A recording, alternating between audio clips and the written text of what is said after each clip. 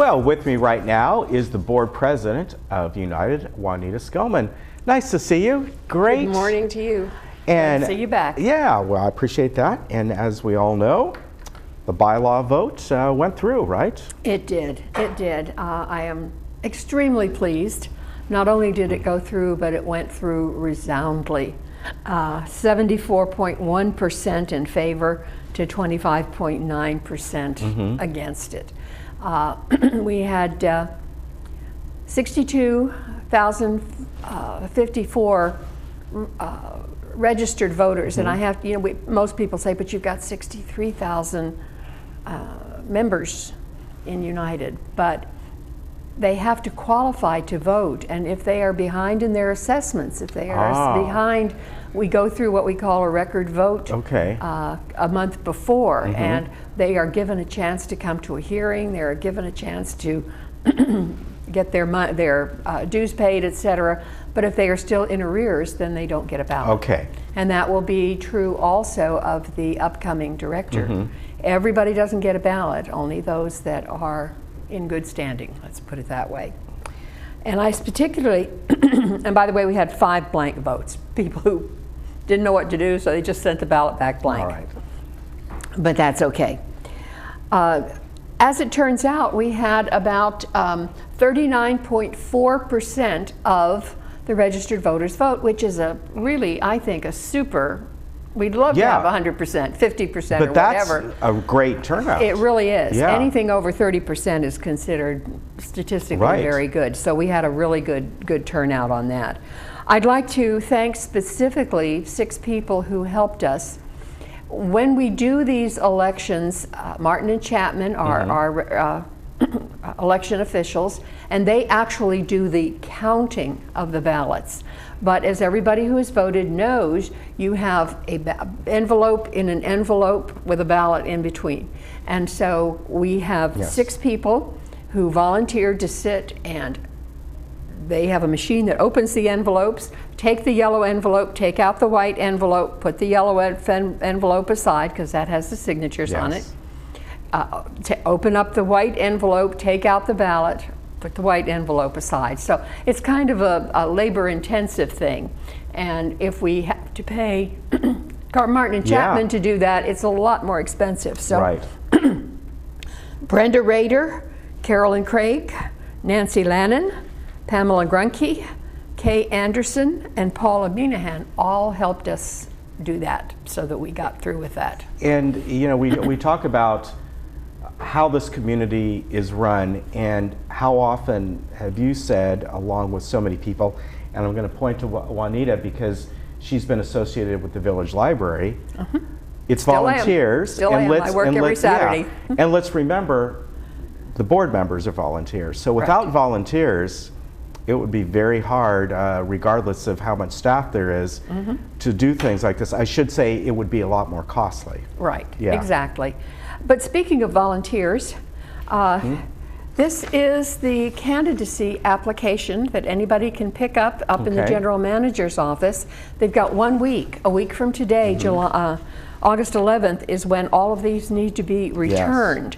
And if they are not, then they don't get to be a candidate. And I want to say that we're doing things a little bit differently this year, and I myself am very pleased, because what we've heard from people that we think are super qualified and we'd love to have on our board is, I can't afford it. It costs too much to run. Right. And so this year we're making a concerted effort to not have it cost very much money to run at all. And the Channel 6 here is going to do a video filming of all the candidates and play it on their public service announcements.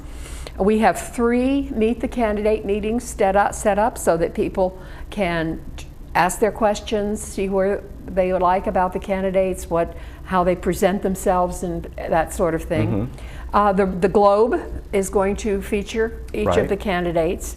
And so if a candidate wants to go out and purchase some flyers, they certainly can, but we're trying to think that it's unnecessary for them to put in a lot of money, not just for flyers, but for people to deliver those flyers, that kind of thing, especially glossy They get colored costly. whatever. So, and we've seen in the past, I'm talking about maybe even over the past 10 years, there's been some people who on their own spent a lot of money. A lot of money. Yeah. And that's not necessary. If you are interested in being in our board, please, we want you to go pick up a candidate package. By next Friday, get it in. Yeah. And we would like to have a really good turnout of people who are running for the board. And there's going to New be faces. 4 spots. There's 4 correct? spots on our board that are available, yes. So that should help. The ballots are going to be due back on the 27th of September, and we will be counting the ballots again like we did this week for the bylaws at an open meeting on the 29th of September. And so we've already had volunteers, these people, to come and help us with the opening envelopes and stuff. Right, and then following that, of course, the boards have their annual meeting. Our annual meeting is going to be the 10th of October, and this year it's going to be in the boardroom. In the past few years we've had it in the Performing Arts Center auditorium. And because it's televised, I think, primarily, we don't get a whole lot of people out, a few hundred people out at the most, and so we decided to have it in our new boardroom this time. And I think that will work, and it will be televised and it will be repeated, so I think that will there. And then immediately following the annual meeting, we have our organizational meeting where we will be selecting officers for the coming year. And you know, the nice thing about the annual meeting, for a lot of you, that's your chance to see whatever new board members are on, because the meeting starts with the current board. Right. And then towards the end, the new members who are elected come on the board, and the ones that are retiring from the board, so to speak, leave the board. And then right after that, immediately following, usually like a 10-15 minute break, is where you do the organizational meeting, the election of the officers, and that about wraps it up. We're ready out for a year, yes. And of course, we have a couple of our present board members who are not running for re-election, and we want to highlight what they have done. They're both long-term board members. Yes, they are. And we want to honor them, and so we will be doing that at the beginning of the meeting before we go into the new ones. All right, very good. One more thing, if I may. Do I still have just a few more minutes? Of course. Our regular board meeting is coming up on Tuesday in the boardroom, and I wanted to let everybody know we hear a lot.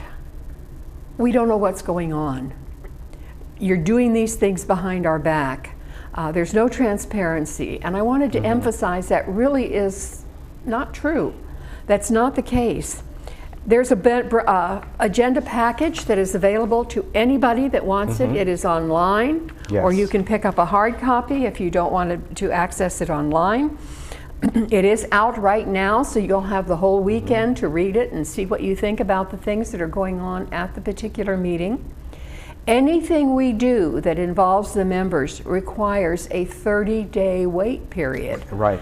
And that's so that members can comment, so that we can get feedback. We don't just rush things through. And in fact, because June to July and July to August were only 29 days, there's been 2 months for some of the things that are up. And just a couple of the things that are up for a final vote this time. We have a few that are up for first reading, and then some of the things that are up where the 30-day notification has been satisfied is to approve the drone policy, and that comes out of that's been talked about GRF, for quite a long time. And it's been amended, and it's still there, so we're really pleased with that.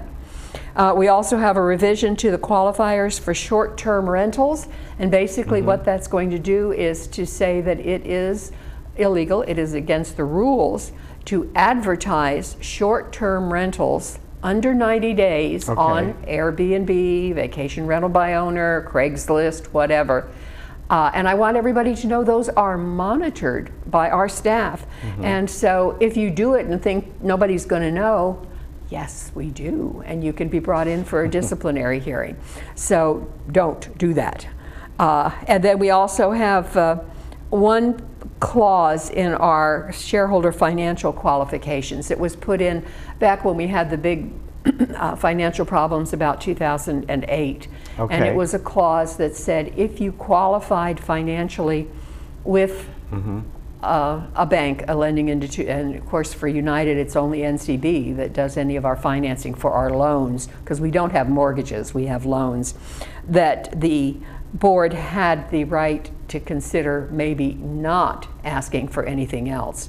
Well, we decided that qualifying for a loan really doesn't say that you can support yourself in the village. And just as we had to put in some extra qualifications for people who had guarantors to make sure they still had a minimum income, and I mean this is poverty level income that we're asking about, but so that they can support themselves in the village, it would be the same way if you have a loan. And so we are taking that one clause out, and that's been out for 30 days. So come to the meeting, watch it on TV, give us your feedback. There's 4 or 5 things that are going up for first reading and won't be voted on until September. So you have time to get involved and let us know what your wishes are. All right, very good. And once again, that is next week. August 8th is their meeting. It will be held at 9:30 in the boardroom. Of course, we broadcast that live, so you've got a different choice. You can be there, especially if you want to get up and make comments about anything, except what's on the agenda. Then you have to wait, right? Yeah, if it's on the agenda, you still get to talk about it, but you have to wait until that portion of the agenda comes up. Right, but you certainly are invited to be there. Good to see you. Thank you, appreciate it. Thank you very much. Always congratulations on the bylaws going through. I know you worked hard, as did many. Yes, no, it was not a one-person thing by any stretch of the imagination. No. And our attorney, I can't tell you how wonderful our attorney has been through all of this in helping us to make sure everything, all the legal humps, all the legalese, all of those things were correct. Great. So. Good to see you. Okay, thank you. All right, and we'll see you at least by way of you being down in the boardroom next Tuesday. I will be there on Tuesday. We'll be right back.